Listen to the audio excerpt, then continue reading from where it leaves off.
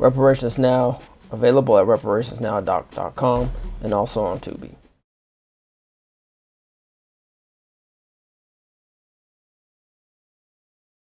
Chris Lodson, CJEC, Coalition for a Just and Equitable California, the state's only, first and leading organization, grassroots, California-born, just to achieve reparations and reparative justice for Black American freedmen living in the state of California. What's up, my bro?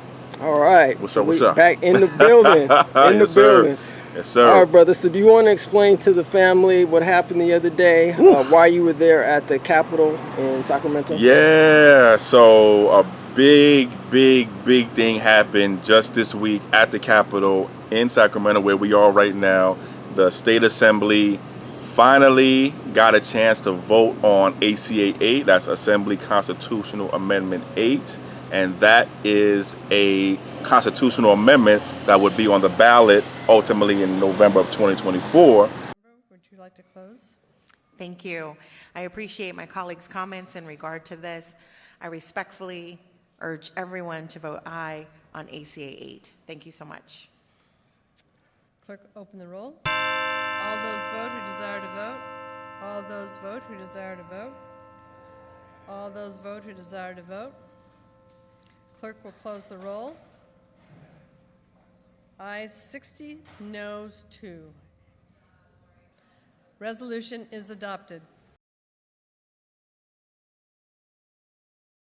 That will give you and me, yes, you and me, the voters of California, the opportunity to finally remove the slavery and involuntary servitude exception from our state constitution. So right now, some of you know that our state constitution has the exception for involuntary servitude and slavery in it. So it says something like slavery is prohibited, period.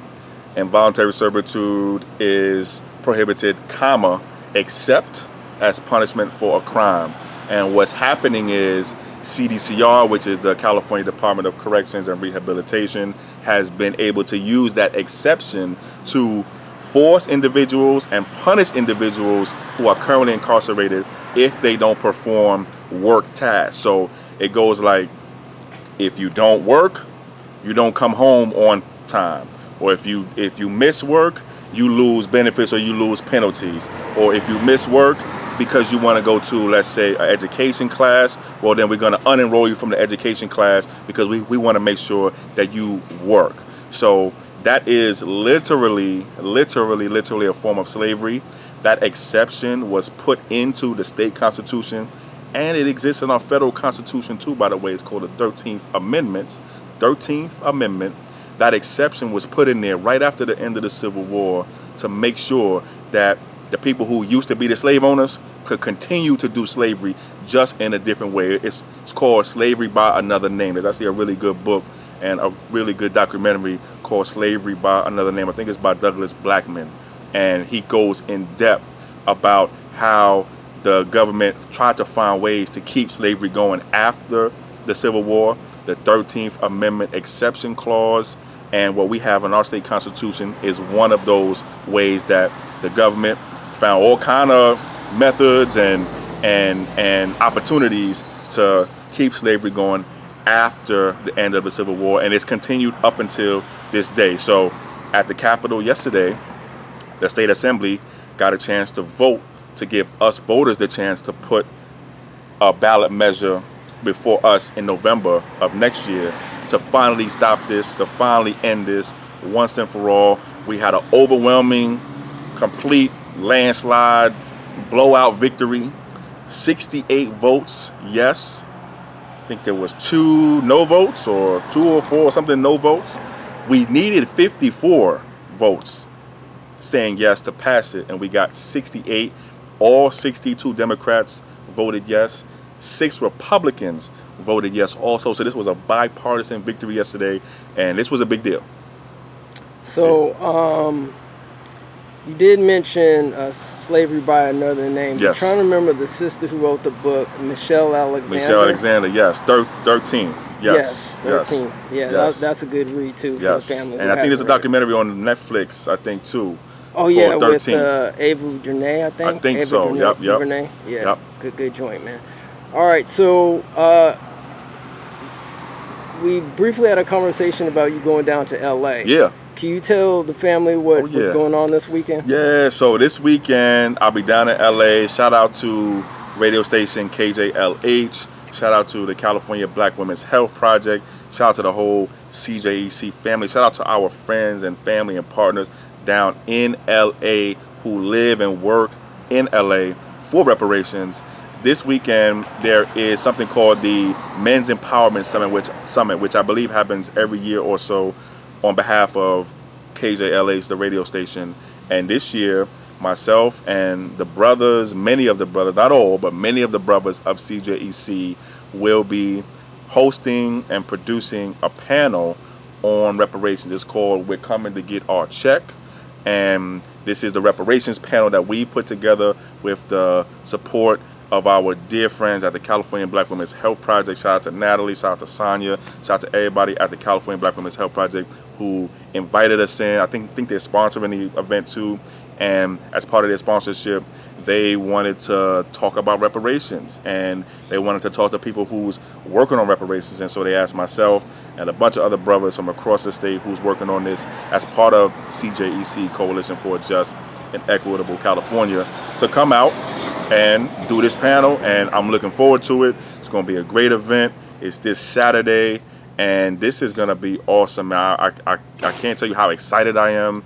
It's geared to the fellas, it's geared to the men, it's geared to the brothers, and I can't wait to get in there and build with my brothers, build with my family, and talk about reparations. And who else is going to be on the panel besides yourself? So we got Chad Brown of our Chad. LA team. Shout out to Chad, Marcus Champion, of Shout out course. to Marcus. Also Karen, I think it's Karen Smith out of our LA team. Also Jose Francis, of course, out of the LA area. And then, of course, you can't forget my good brother Josiah Williams. Shout out to of Josiah. the Bay Area. Yay, Shout out yay. to the Bay Area. Shout out to Oakland. Oakland was up. Oakland was good. Josiah was good. I see you in LA. And so that's the panel. It's a whole CJEC panel. So like we got the whole panel. And the moderator is Natalie Champion, who is with the California Black Women's Health Project. All right, wonderful, bro. Yeah. So, I mean, what are you expecting from the turnout? I mean, especially, you know, there's so many stereotypes about black men. We don't do X, Y, and Z and so forth. You know, we're lazy, you know, X, Y, and Z. We don't pay child support, you know what I mean, et cetera, et cetera. So, Wow. So going into this, man, seeing a whole bunch of other brothers, like, what's your expectation in terms of what you're looking forward to? My expectations are very, very high. I know what we're capable of, and I know what we've done as part of this reparations movement. This reparations movement, which is the modern day reparations movement, which is what I call the most successful reparations generation, the most successful reparations movement since the days of our sister Callie House and Isaiah Dickerson back in the late 1800s, who led probably what is still the largest organized reparations movement as ex-enslaved folks themselves. So since Chris mentioned Callie House and Isaiah Dickerson, if you have yet to see where it all started, No Pensions for Ex-Slaves, How Federal Agencies Suppressed Movement to Aid Free People, I'll go ahead and link that description, or put the link in the description box so you can take a look at that. We go in a deeper dive once again on Callie House and Isaiah Dickerson. Please like, share, and subscribe. And once again, I'd like to thank Chris Larson for taking his time out to do this interview. And let's get back to it. So I think we haven't reached that level yet, but we are by far, I think, for our modern generation, based on what we've accomplished and what we're about to accomplish, the most successful reparations generation in modern history. And this movement has been co-led by both black men and black women. And this is one of the things I love the most about this movement, is that we're doing it together. But this Saturday, I'm excited, and I expect that the brothers are going to turn up, the brothers are going to turn out, the brothers are going to show out. You know, something about when the brothers get together, and it's a space that's by the brothers and for the brothers, you know a lot of great things is going to happen. I expect a lot of not just great information and education to happen. I expect a lot of action to come out and productivity to come out in support of reparations out of what we're doing this Saturday. We have two big goals at CJEC right now as it relates to California reparations: raise awareness and support in California for reparations in California, and to pass reparations legislation in 2024. As you well know, I'm sure some of this very astute and smart audience that we have at ETM Media knows that we already have at least one what will be several reparations bills already out now. A Senate Bill 490. I know you've done a lot of great work on this channel educating folks about Senate Bill 490. By the way, if you haven't seen the work that ETM Media has done on Senate Bill 490, please do go and watch those videos. If you haven't already, by the way, if you've been watching all this time, you're watching me for this whole time, and you haven't hit the like button and you haven't hit the subscribe button, do that right now too. Because because ETM Media is the premier reparations media organization in the state of California, hands down. Nobody's even coming close. That's just a fact. And also make sure you check out the work that ETM Media is doing every single week to educate us all on the California legislators, who our state senators are, who our state assembly members are, who are going to be the people who are going to be voting on your reparations bills in 2024. So again, I expect this Saturday, this weekend in LA, that a lot of great education and awareness will happen, a lot of great productivity and action will happen in support of those two goals that we have, to raise awareness and education and to pass strong lineage-based reparations in 2024. All right. So 2 questions. I know we were supposed to cut it like right on. But you know how come we do. Come on, let's go. We start asking questions and we start doing what we do. Okay, so before I answer the concurrence question. Yes. So we did a quick recap for those who aren't familiar with, what we've been doing for the past couple of weeks. So we did a quick recap on the AB 3121 vote, what happened previously. In 2020. 2020. Yep. Thank you for the clarification. Yep. In 2020, and for the current senators who are in office and basically who weren't there at the particular time. Yes. So currently we have 20 people who voted aye for AB 3121. Yep. So basically, if we're basing off the 4121-1, right? We need one more. We would need that one. Yeah. So far, I know you can't choose who you think would be that one vote for the Senate, but so far, man, brother, who do you think? At least can you give us the top? Maybe 5 or at least 1 to 5 you think so far the senators that might come through? That's a great question. So, I'll give you some general stuff. So, I think generally what I expect, one, let me say this. If we can, I want all 40 senators to vote for the reparations bills that are coming up. And for the folks who are listening, to pass most legislation in California, most of it, not all, most of it, you need at least 21 senators, or at least a majority of the state Senate, to vote yes to pass whatever you want to pass. So the count right now of the senators who supported the bill to create the Reparations Task Force back in 2020, and those who are still in the Senate right now, there's about 20 senators who were in the Senate in 2020 to pass the State Reparations Task Force bill who are still in the Senate now. And so if those same 20 senators vote in favor of reparations bills, we have about 20 senators who we think will be able to help us do reparations legislation next year. But that's short of the 21 that we need. 20 is less than 21. So if I had to pick, I would say, generally speaking, I want at least one Republican. So out of the remaining 20 or so, I want at least one of those, out of those 20 who eventually support reparations bills, to be at least one Republican.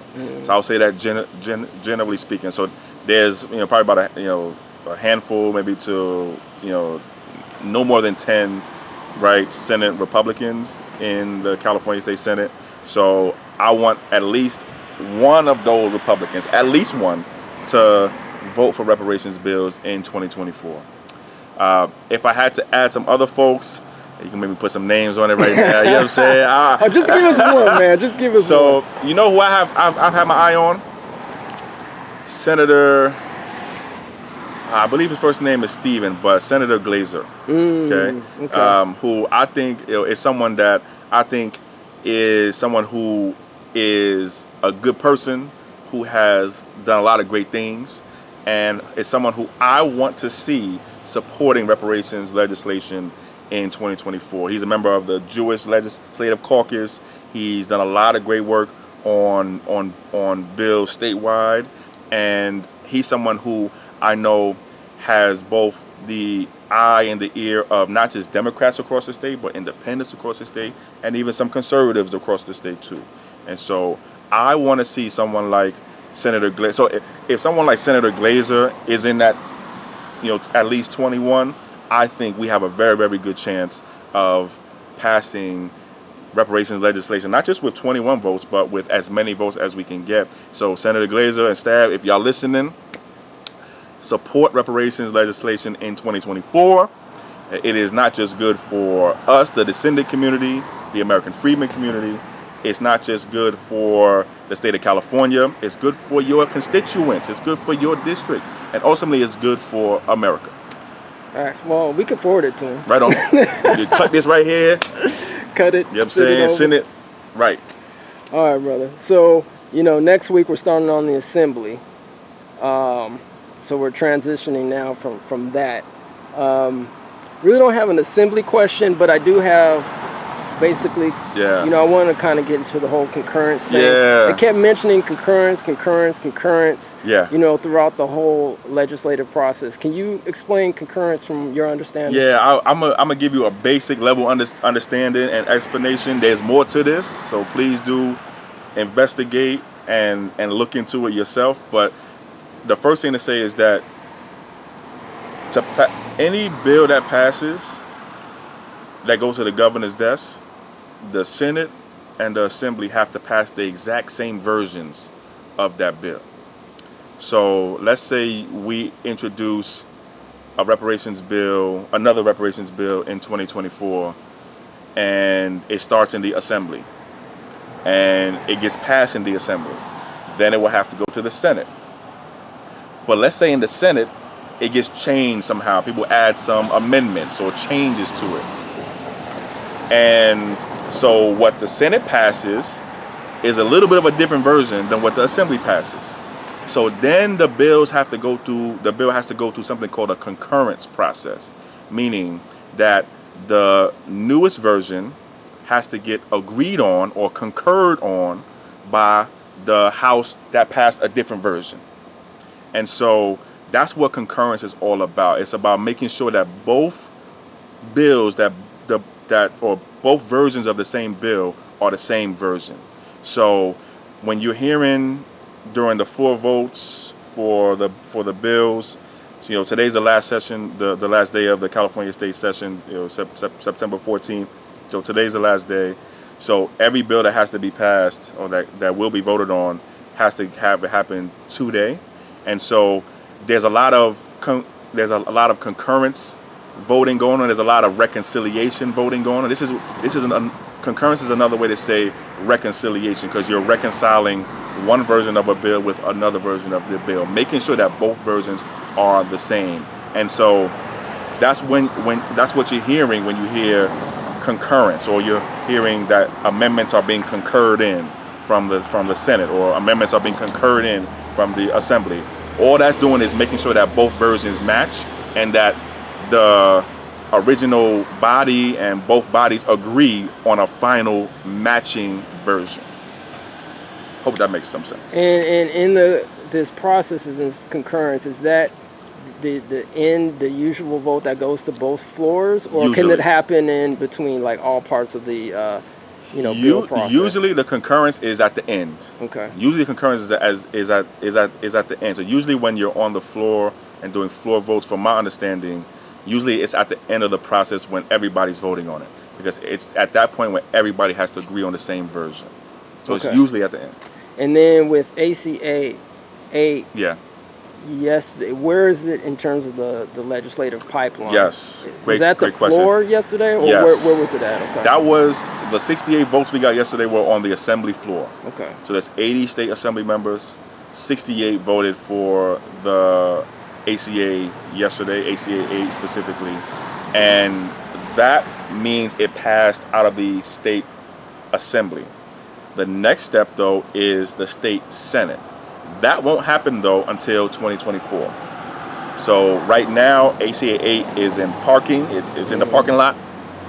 It's on pause until 2024. And then when 2024 starts, we're going to find the car, go to the parking lot, start the car in the Senate, get it passed in the Senate. There's a deadline by which we have to get it passed in the Senate to be eligible for the ballot in November. I think the deadline is in June of 2024. So we have a deadline next year by which we have to get the bill passed out of the Senate with at least 2/3 of the senators saying yes. And then the bill will be eligible to be on our November 2024 ballot as a proposition. So it will no longer be ACA 8. It will be proposition number whatever. And then we'll be saying, hey, vote for prop whatever it is, which would end slavery in California. So right now, we won the first of 3 big battles that we had. The first battle was to pass it in the assembly. Check. The next battle is to pass it in the Senate. That's next. And then the final battle is to persuade and encourage and motivate at least half of all of California's voters to vote yes. So, nothing more than, 20-something million people at least, or half of That's something it. like that, half of that, right? Right? So that's our final battle. And that battle is really between June and November of 2024. So our next battle really starts now. It's between now and June of 2024. This is the second battle, the battle for the Senate. And then the final battle is the battle for the voters. And that's between June of 2024 and November of 2024. So just so I understand correctly, because Yeah. I'm not sure exactly where this bill is. Yeah. So it's going to the Senate. So does it have to go through the same appropriations and the judiciary? And Yep. the It whole thing? will have to go through the same committee process. So we'll have to go to a committee and then another committee, then maybe even another committee. ACAs, Assembly Constitutional Amendments. I think all constitutional amendments have to go through a special committee called the Elections Committee, too. So there's some special committees that it will have to go to and through. It will have to go to the floor of the Senate also too. If what passes next year in the Senate is a different version of what was passed this week, there will have to be that concurrence thing happening. So the answer is yes, it will still have to go through the committee process, and then we'll still have to get floor votes. If there's different versions of it, it will have to go through the concurrence process to make sure that both versions are the same. All that has to happen by or before June of 2024. Okay, so just so I understand, hopefully our audience stands. Just so with this concurrence thing, so we just understand correctly. Yeah. So if anything is changed so is the bill, the ACA 8, going to be the same bill number, or is it going to be Same bill number. Okay. Same bill number. Yeah, Okay. the bill number stays the same, but it's what's inside the bill that might be different. Gotcha. And so we have to pass the same versions of the same bill. So the bill number is going to stay the same. The authors generally or usually say the same, but what's inside, what the language is got to be the same, because if the Senate votes for something, but the language is different than what the Assembly voted for, well, then we got to reconcile those two. We both have to concur or agree. Another word to say concur is agree. So both houses, the Senate and the Assembly, have to agree on the same version of the bill. And sometimes the version that you pass in the Assembly, when it gets to the Senate, it may get changed. And so at the end, you have to bring those two versions together, and both houses have to agree at the end on a final same version. And that's what we call the concurrence process. Gotcha.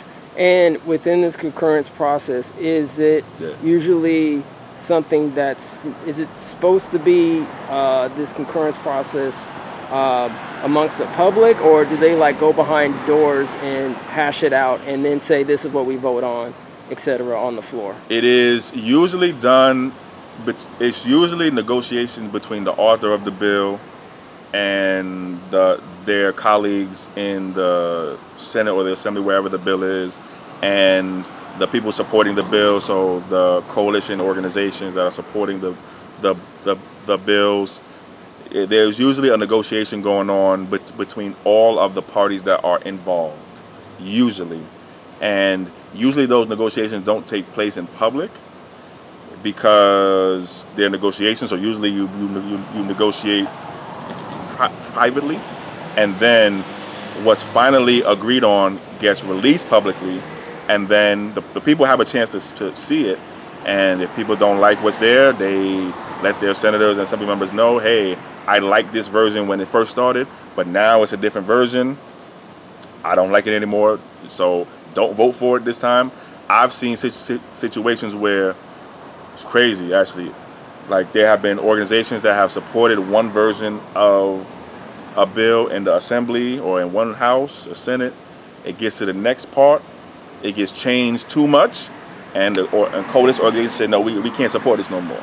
We're pulling our support for it, and now we're going to oppose it, or we're going to go neutral on it. So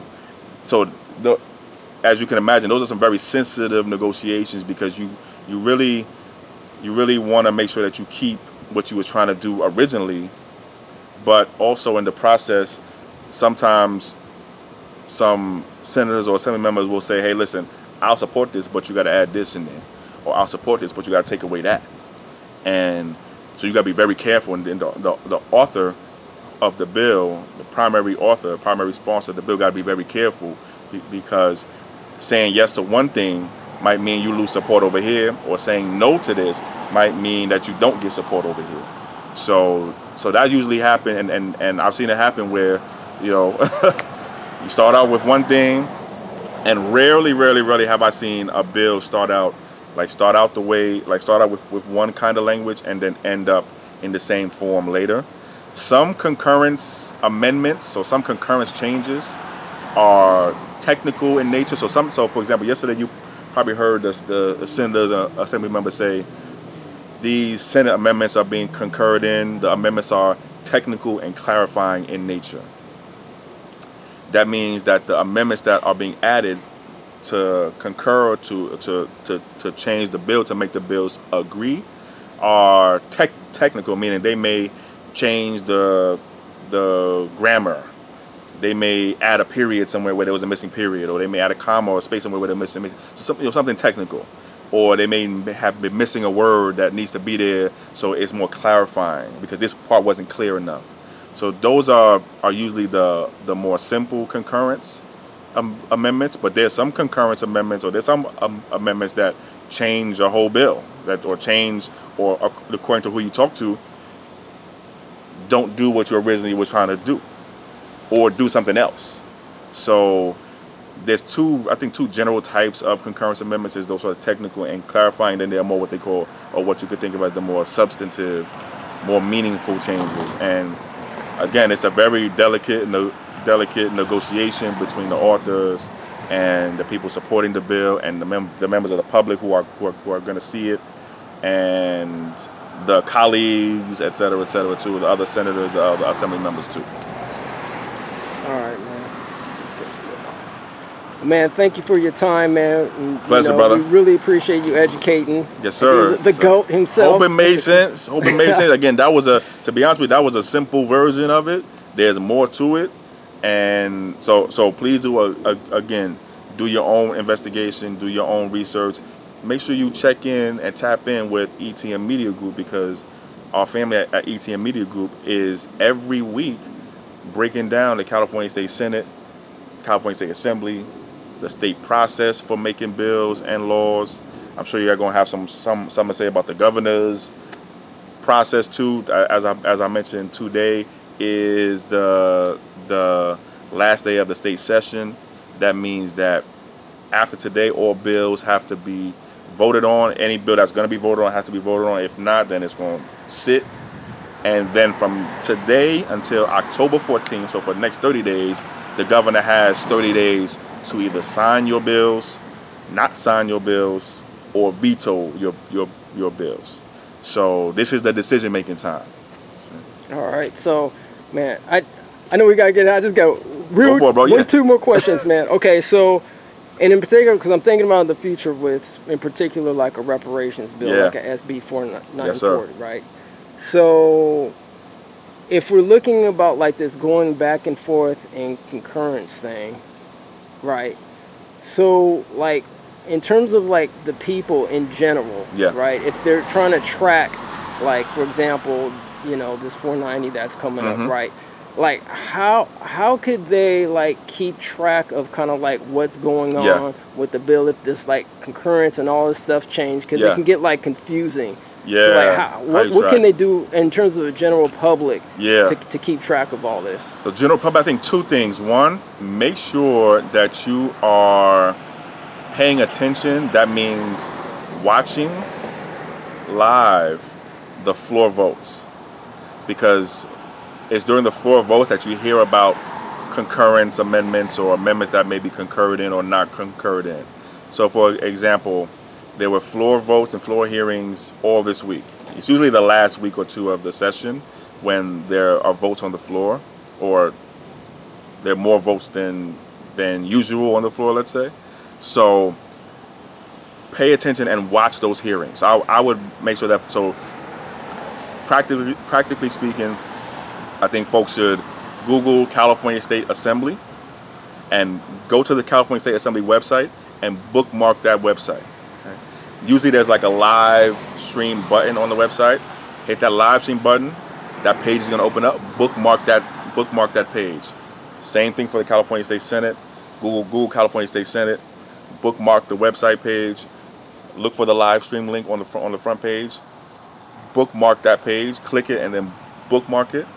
Because that's when and where you can watch the live floor votes and hearings happen. So you can actually hear and know when something gets concurred in, or when there's some concurrent stuff happen. I think that's one thing.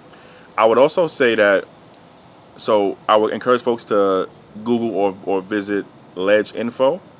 So it's Ledge Info. So I would Google Ledge Info California. There's a website. I think it's www.ledgeinfo.ca.gov, something like that. But Google Ledge Info website California. I would go to that website, sign up for a free account. Once you log in and sign up for a free account, you can look for different bills. So for example, you have a specific bill in mind that you want to watch and know if anything changes to it along the process or at the end during any concurrence. Look up your bill in the search bar. Then track the bill. Hit the button called Track Bill, and then click all of the options that they give you after that. And that way, any changes that happen to the bill, you'll get an email. And so you'll be able to follow what happens with the bill. So anytime there's an amendment that happens, I get an email. Anytime it goes to a hearing, I get an email. Anytime anything happens to it, anytime there's a vote, I get an email. So that's a good way to track and know what's happening with your bills on a regular basis. And this is for the general public. Anybody can do this, especially if you are paying attention and tracking bills. These are some, I think, important resources that I use. All right, wonderful, bro. So you want to give some, social media? Oh yeah. ETM, CJEC. At ETM Media, Twitter, IG, YouTube. Of course, you're watching YouTube right now. Like we said, like, subscribe, share. Please, this is the top #1 reparations media advocacy organization in the state. So I'd probably even argue nationwide. Actually, I might even argue. To be honest with you, who's doing what y'all doing across the country? A lot of people doing a lot of great work. Don't get me wrong, but who's actually doing what y'all doing from day one? I call it day zero. day -1, and actually out in the streets with us from the start. So across the country, all right, this is it. So you are in the right place right now. Make sure you subscribe, hit the bell for notifications, all that too. Don't forget that. So definitely ETM Media Group, and then of course CJEC in the building. CJEC at CJEC on Instagram, Twitter, Facebook, TikTok, YouTube. Go to our YouTube channel. We just started trying to grow our YouTube channel more. Yep. So we want you to subscribe to our YouTube channel at CJEC Official here on YouTube. Type it in the search bar and go subscribe to our channel too. www.cjec-official.org. As we were just saying, www.cjecofficial.org works too. All right, so hit us up on our website. Go to our website, hit our Get Involved tab. So go to our menu on the website, hit our Get Involved tab, sign up for our monthly California Reparations newsletter, sign up for our regular text message updates, sign up for our volunteer list also, and make sure that you also check us out every Thursday at 7 p.m. on YouTube at the CJEC YouTube channel, because we are reading every chapter of the final report of the California Reparations Task Force live to you and for you as a community service. Shout out to the whole community organizing and mobilizing team at CJEC. Appreciate y'all. Thank you so much. Shout out to our volunteer readers. We just got some new volunteer readers too. We haven't announced it yet. We got some special volunteer readers coming too. But do that also. Make sure that you're there every Thursday at 7 p.m. And if you miss it live, watch the replay. This is, the California Reparations Task Force final report is an amazing resource. Has over 100 recommendations for reparations in California, and it's over 1,000 pages long. So for those of us who don't have time to read 1,000 pages, like in print or digitally, I read more by hearing people read to me. Like, that's how I read now. I get read to me, which is how I learn how to read actually. So I like to hear reading, and so this is a resource that we are providing free for you. It's also available on our website too. If you can't watch it on YouTube, you can watch it on our videos page. All right, fam. Well, thank you, brother. Yes, sir. We know we got the holidays coming up, so go to etnmediagroupstore.com. That's etnmediagroupstore.com. Get your cut the check, your policy over party, and your reparations now gear at etnmediagroupstore.com, especially over the holidays. You're supporting the black business, and so we greatly appreciate it. As well, we also know that you shop at Amazon. If you're going to Amazon, hit that affiliate link. It will be in the description down below in this video. Hit that affiliate link. It's free, no cost to you, and you help to support this program. Once again, keep aware, keep informed, keep educated, because knowledge is power, but only if action is applied. Thank you once again for listening. We'll see you Sundays at 10 a.m. Pacific Standard Time for the Road to Reparations, in particular here in California, as we follow and track these reparations bills here in California. Thank you once again, and we'll be talking to you soon. Peace and reparations. Oh, one more thing. Please like, share, and subscribe. Peace and reparations.